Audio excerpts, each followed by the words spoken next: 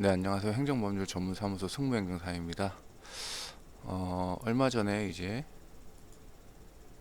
가해학생 이제 마탁폭우 신고가 됐어요. 그 마탁폭우로 신고가 돼서 이제 저희가 이제 보호자 확인서하고 보호자 의견서를 제출했거든요.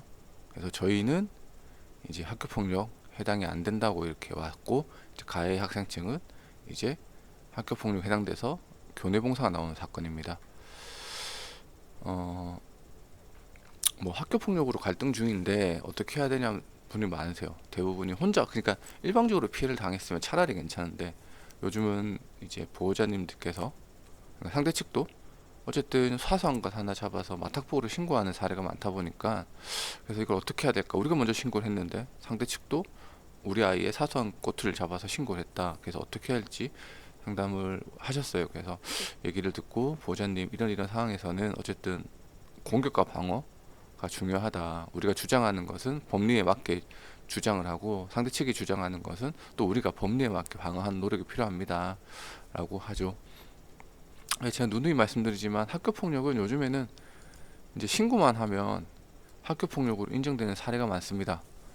네, 그러니까 뭐 다소 학교폭력으로 보기 어려운 사례도 피해 학생이 학교폭력으로 인정을 하면, 그러니까 주장을 하면 학폭위에서도 피해 학생이 주장, 뭐 피해를 입었다고 하니까 학교 폭력으로 하고 이제 제일 낮은 처분, 소면사가 처분하는 경우도 많죠. 왜냐면 그렇게 안 했을 때 그 보호자들이 이제 막 교육청에 민원을 넣거나 교육지원청 민원을 넣거나 뭐 이런 게 많으니까 좀 안타깝죠.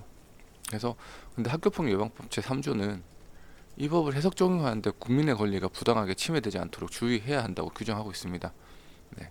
그리고 관련 판결에서도 학생들이 학교 생활하는 과정에서 발생하는 모든 갈등이나 분쟁이 모두 학교 폭력으로 의율하는 것은 바람직하지 않고, 또한 이 법 3조에서도 주의해야 된다고 규정하고 있는데, 그렇다면 학교 폭력 개념을 지나치게 확대 해석해서 너무 많은 학교 폭력 가해자를 양산하거나 같은 행위를 두고 그것을 학교 폭력으로 문제 삼는지에 따라 이 법에 따른 조치 대상 여부가 달라지는 것을 방지하기 위한 규정으로 볼 수 있다라고 하는 거죠. 예. 왜냐하면 학교폭력 예방법이 제1조의 목적에 보면 피해 학생의 보호, 가해 학생의 선도와 교육인데, 반대로 가해 학생의 징계벌적 조치도 있습니다. 상급 학교 진학에 학생생활 지도기록부에 남아서 상급 학교 진학에 이제 불리해지죠. 그래서 일단 그래서 학교 폭력을 할 때 그냥 학교 폭력이야 라는 게 아니고, 이제 일상 학교 생활 중 일어난 학생들 사이의 갈등 관계가, 이런 행위들이 학교폭력 예방법에 말하는 학교폭력에 해당하는 여부는 그 발생의 경위 상황, 행위의 구체적인 태양, 행위의 정도라고 생각하시면 되고, 성질 및 피해 정도, 그리고 중요한 게 피해 학생과 같은 처지의 일반 평균적인 학생 입장에서 봐야 된다는 거예요. 예. 이 법은, 우리가 법을 보면 통상적이라 하거든요. 일반인 상식선, 뭐 일반인 합리적인 일반인 상식선에서 해결되는 거예요. 법은 기본적으로. 근데 그러니까 모욕죄도 마찬가지. 언어폭력 중에서도 뭐, 씨발이라는 단어가 좀 그렇지만 그런 단어가 있는데,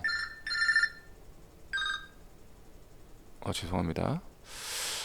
그런 단어가 있는데 그게 듣는 사람으로 하여금 다소 언짢지만은 모욕으로 볼 수 없다는 거죠. 예. 왜냐면 이거는 자신의 감정을 표현하는 수단이거든요. 뭐 특별하게 사람을 대놓고 한 것도 아니고 내 혼자서 그냥 하는 거를 학교폭력으로 볼 수 없다는 거죠. 그래서 이제 보호자님께서 하셨고, 네, 이렇게 해서 제출했습니다. 이런 식으로. 네. 그리고 조치 결정 없음으로 나오게 되었죠. 아무튼 학교폭력 보호자 확인서로는 다소 부족한 점이 있습니다. 그래서 보호자 의견서로도 이렇게 좀 부족한 부분을 채워야 되는 거죠.